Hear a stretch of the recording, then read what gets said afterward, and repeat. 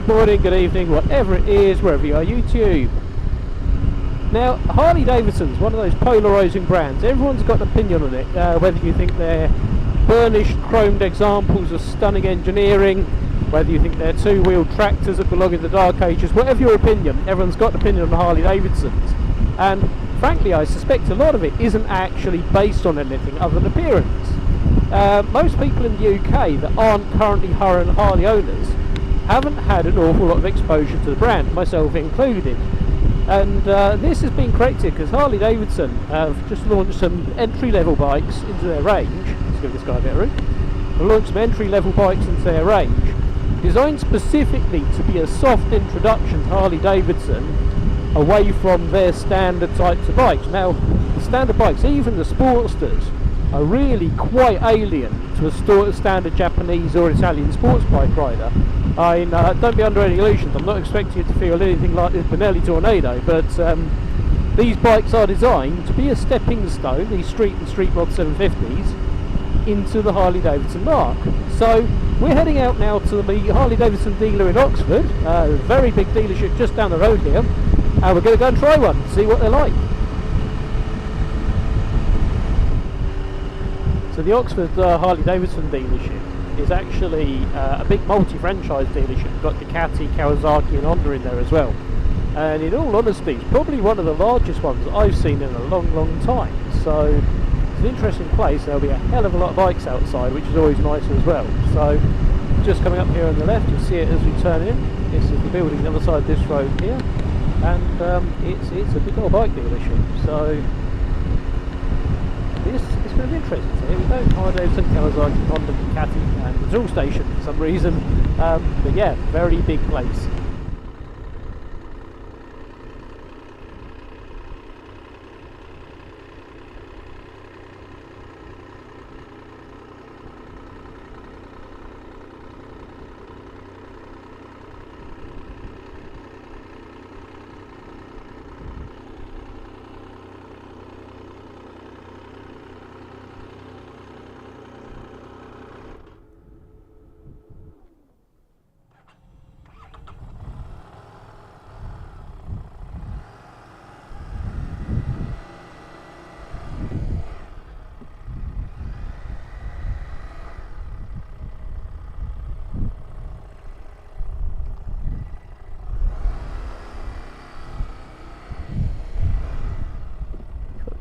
There it is.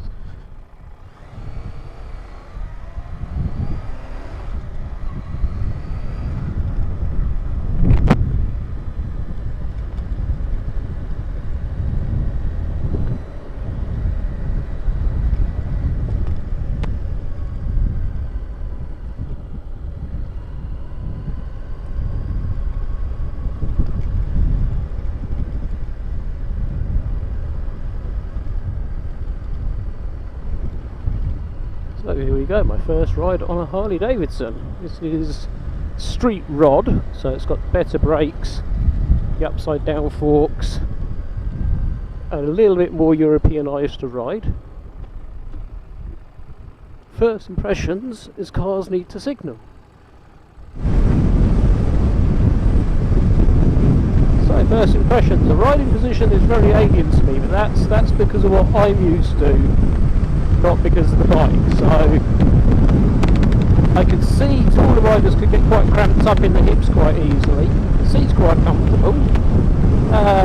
It's a lot smoother than I was expecting. It's certainly a smoother ride than the Ducati, and it's a little bit firmer sprung than I was expecting. So I've got to say though, first impressions, what is quite an affordable bike, it doesn't seem too bad. I really don't know what I was expecting coming into this, so this is very much a new experience for me riding a Harley. It's yeah, it's something I hadn't expected to do, but here we are out on the Street Rod. But yeah, I mean we're at 70 miles an hour now. If I give it a roll on the throttle, ample roll on there to 80, which you shouldn't be doing over here, but pulls perfectly well. Belt drive is very smooth. Yeah, it's I can't help feeling the grips are a lot thicker. Most European bikes, they certainly feel like they are, so that might be a plus if you've got bigger hands. If I've got a complaint so far, on-off the throttle, once you roll off, it seems to move, even after taking up the cable slack, seems to move a tiny bit before the slack's taken up and off she goes. So there's maybe something going on with the fuel injection there, some sort of slightly weird programming, but I'm sure it's something you'd get used to quite easily.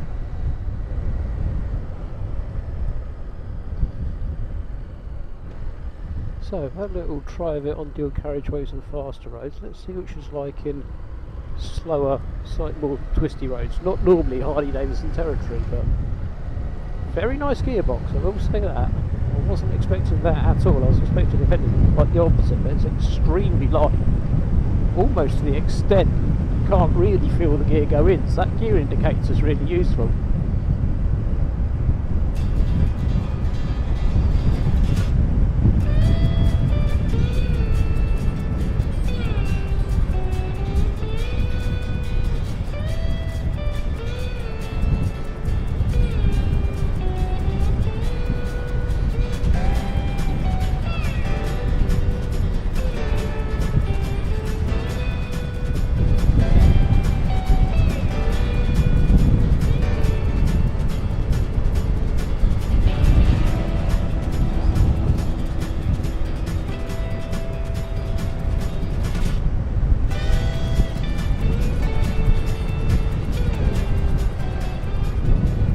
So, a few little quick ratings. What do I feel? Riding position, I would need to get used to it. It's so different from anything I've ridden before in terms of riding position.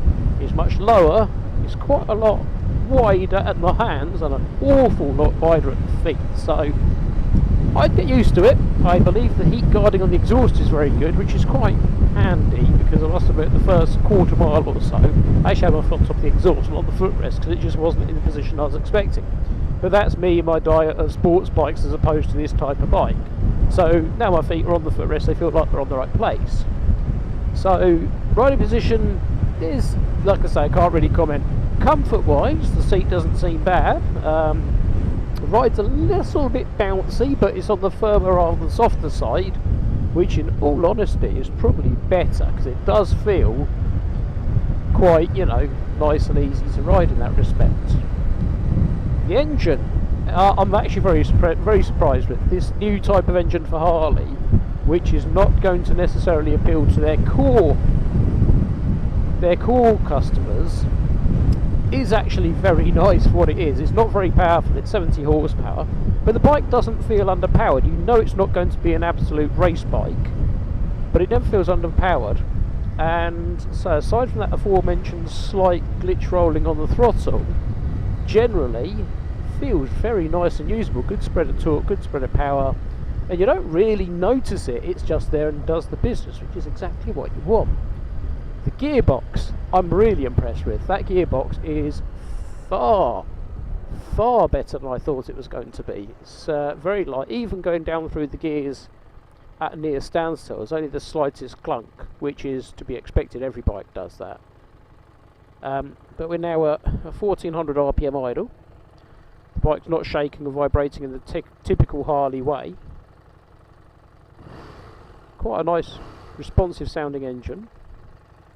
Yeah, not bad. I'd like a little more feel out the clutch, but that's again just preference. And you've got to remember, this is not an expensive bike. This is a bike that comes at only just over £7,000, and the basic version, the Street, is actually a lot cheaper than that. So these really, they don't have a massive amount of peers in the marketplace. So it's definitely got a little bit of a unique niche. If you've just got off a CB500 and you want a Harley Davidson or this type of cruiser bike, then it does make a very strong case for itself. If you're fed up with race replicas, I think in the modern road conditions, it's getting ever harder to ride a sports bike, they do make a bit of a case for themselves. It's a different way of riding a bike and a different feel. but it's not terrible. I'm genuinely actually very impressed. Finish looks decent enough. I mean, again, there are limits, so these I don't believe are built in the USA. I think these are built somewhere else completely. But it feels nice enough rolling into corners at lower speeds. If you're giving up going fast and you want something a bit more usable, this could be good. I could see us making a great urban bike and being quite interesting on small narrow lanes as well, because you kind of plopped on top of it, which is just, again, totally alien to me, but I must admit not utterly unpleasant. So let's take a little detour down a road to nowhere. This really is going to be a road to nowhere.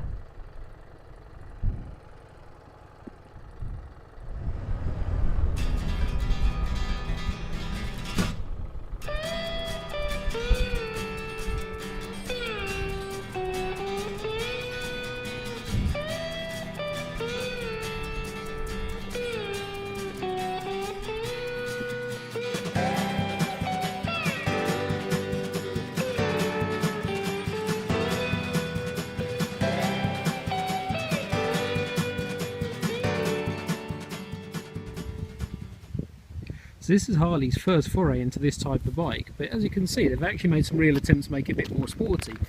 You've got remote reservoir piggyback shocks here, which are quite nicely finished, and in the new development for Harley Davidson, of course I'm joking, they've got proper brakes. This is something that's always been a criticism of Harley in the past, but they're a decent chunky caliper and seem to stop the bike well enough. Twin discs on this model, upside down forks, no adjustability but doesn't really seem to need it. All in all, I think they made a decent attempt at it. It's definitely not the cookie cutter Harley tractor on wheels that we always think of.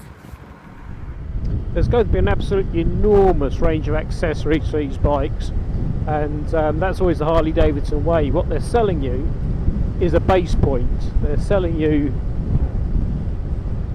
something just to start building on, and you really can make your Harley Davidson your own. So it's, again, a totally different culture for me, but it's a very good attempt at a crossover between a European and American style bike. So Harley Davidson, I'm impressed, you've done well.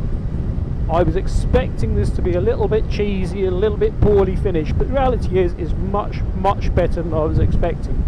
If I won one in a competition, I'd be absolutely delighted to ride it all the time. So yeah, good bike. If you're interested in one of these, do take it out on a test drive. Give it a decent run, like the dealer said. Take it for an hour, at least an hour. Get to go and know the bike, because it's probably a bit different to what you're used to, but it's definitely not one you should be crossing off the list from the pictures. I don't think entry level is a fair description of this bike. It's not so much entry level as a new marketplace. Well, I could see a 1200 version that's been quite fun. Well, the 750 is not bad. It's certainly not a lemon.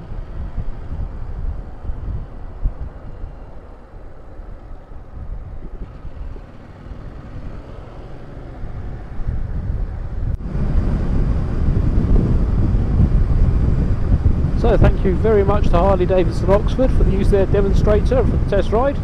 Much appreciated, and it's exposed me to something I would not otherwise have had a chance to ride. I think it would take a couple of days to get really 100% comfortable on the bike, but I think this is going to be a much easier one to get comfortable with straight away from someone that's come from something so different like I have, than one of the bigger things like the Softails.